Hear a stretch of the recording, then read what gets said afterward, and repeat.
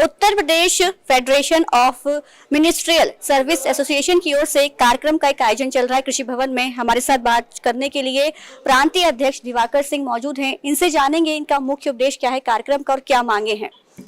Sir, जिस तरह से कार्यक्रम एक चल रहा है आपके एसोसिएशन की ओर से, इसका मुख्य उद्देश्य क्या है? इसका ये आज हमारा बहुप्रतीक्षित एक दिवसीय सम्मेलन था, जिसका शुभारंभ हम दीप प्रज्वलन करके श्री कौशल किशोर जी केंद्रीय राज्य मंत्री जी ने किया और उनको हम लोगों ने एक अपना ज्ञापन भी दिया, जिसके संबंध में उन्होंने हमको आश्वस्त भी किया कि जो केंद्र की मांग है वो केंद्र में आपकी मांग पहुंचाएंगे और जो राज्य स्तर की मांग है उसको हम यहाँ की गवर्नमेंट में कह के आपकी हम वार्ता करा के उसको हम उसका समाधान कराएंगे।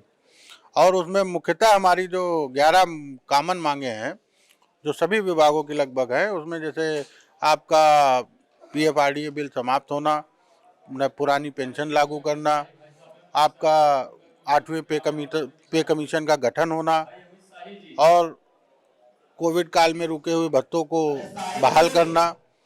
इसी तरह से मिलाकर हमारी लगभग 25-26 मांगे उसमें टोटल हैं।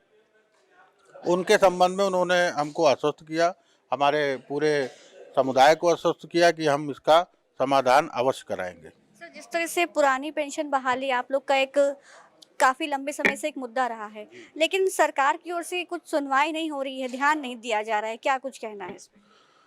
देखिए, पुरानी पेंशन बहाली को लेकर हम UP federation of ministerial service का बैनर लेके हम लोग लगभग 15,000 आदमी 3 नवंबर को दिल्ली गए थे।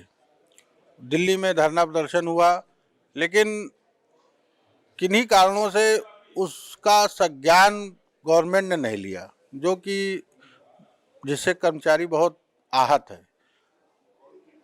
ये बताइए, जब हमारी आज अर्थव्यवस्था 5 ट्रिलियन हो गई है या होने जा रही है ट्रिलियन, और यूपी की 2 ट्रिलियन हो रही है, तो क्या कर्मचारी सबसे वंचित रहेगा इससे? क्या कर्मचारियों को पेंशन देना अपराध है कोई, या उनका मांगना कोई अपराध है?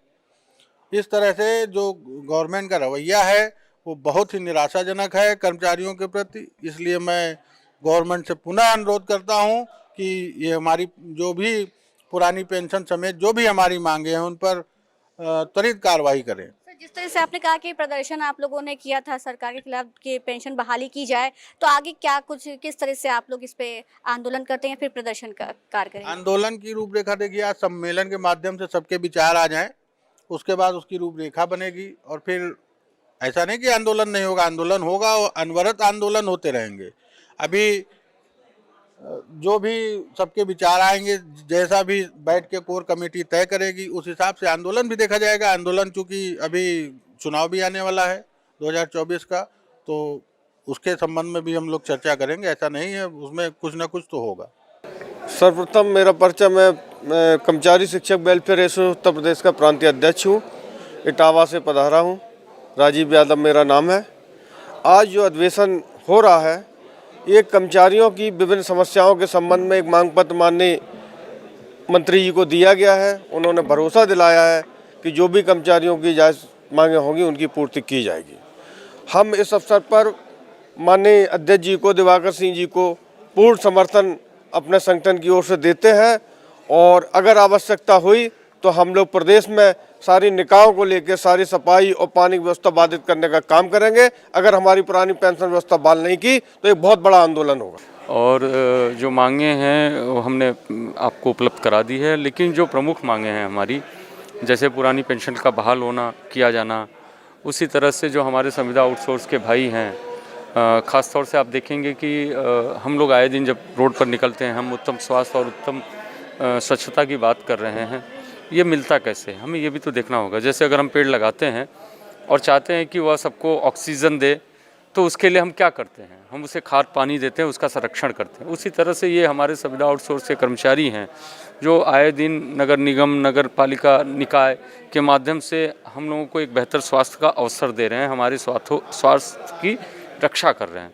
स्वास्थ्य विभाग में है, इसी तरह से सैकड़ों विभाग हैं जिनमें संविदा और आउटसोर्स पे लोग काम कर रहे हैं। लेकिन जो सबसे ज़्यादा महत्वपूर्ण है कि क्या हमने इनके रेगुलराइजेशन के लिए, इनकी जीवन की बेहतरी के लिए क्या कोई विचार किया। तो ये सब हमारे मांगों में इंक्लूड है। जो सबसे बड़ी बात है कि आज के डेट में 8वां पे कमीशन ड्यू हो चुका है, तो हम लोग ये मांग कर रहे हैं कि 8वां पे कमीशन का गठन किया जाए। और ज़्यादा न कहते हुए मैं इतना बात ज़रूर करना चाहूँगा कि जो आज की स्थिति है प्रदेश में कि माननीय मुख्य सचिव महोदय हमारे मुख्यमंत्री जी के निर्देश के क्रम में लगातार आदेश कर देते हैं कि मान्यता प्राप्त संघों से, संगठन के पदाधिकारियों से वार्ता करके उनकी समस्याओं का समुचित निराकरण किया जाए। जबकि ग्राउंड लेवल पे स्थिति बहुत ही भयावह है, मैं कहूँगा। दुखी करने वाली तो है ही, लेकिन भयावह भी है। भयावह इसलिए है क्योंकि आज की डेट में कर्मचारियों की समस्या तो हो नहीं रही है दूर, लेकिन ऊपर रिपोर्टें भेज दी जाती है कि नहीं सब कुछ अच्छा है। ये दुर्भाग्यपूर्ण है। इसका संज्ञान माननीय मुख्यमंत्री जी को लेना चाहिए। हम लोग अब चैनल के मीडिया के माध्यम से अनुरोध करेंगे कि उसका यह संज्ञान लें। कर्मचारी उनसे आशान्वित है और उनके प्रति निष्ठावान है। ऐसी स्थिति में हमारे पास जो पहला अवसर था वो आज हमने इस सम्मेलन के माध्यम से, माननीय प्रतिनिधियों के माध्यम से, माननीय मंत्री जी के माध्यम से सरकार को एक संदेश, अपना ज्ञापन वगैरह दिया है, मांग पत्र दी है। लेकिन अगर समस्या का निराकरण नहीं हुआ तो उत्तर प्रदेश में बड़ा आंदोलन होगा, ये मैं आपको बताना चाहता हूँ। Thank you so much. Pension बहाली तो आप लोग का काफी लंबे समय से एक मुद्दा रहा है, मांग रही है सरकार से, लेकिन सरकार की तरफ से कोई जो है सुनवाई नहीं हो रही है। क्या आगे क्या कदम रहेगा आपका? देखिए, पुरानी पेंशन बहाली को लेकर के हमारे जो भी संगठन हैं, जैसे अभी हमने 3 नवंबर को अखिल भारतीय राज्य सरकारी कर्मचारी महासंघ के आह्वान पर दिल्ली में रामलीला मैदान में एक बड़ा आंदोलन किया, बड़ा प्रदर्शन था। आप लोगों ने देखा होगा, पूरे देश में मैसेज गया। सरकार को विचार करना चाहिए और यह जो पेंशन है, पेंशन के मामले में माननीय न्यायालय का, सर्वोच्च न्यायालय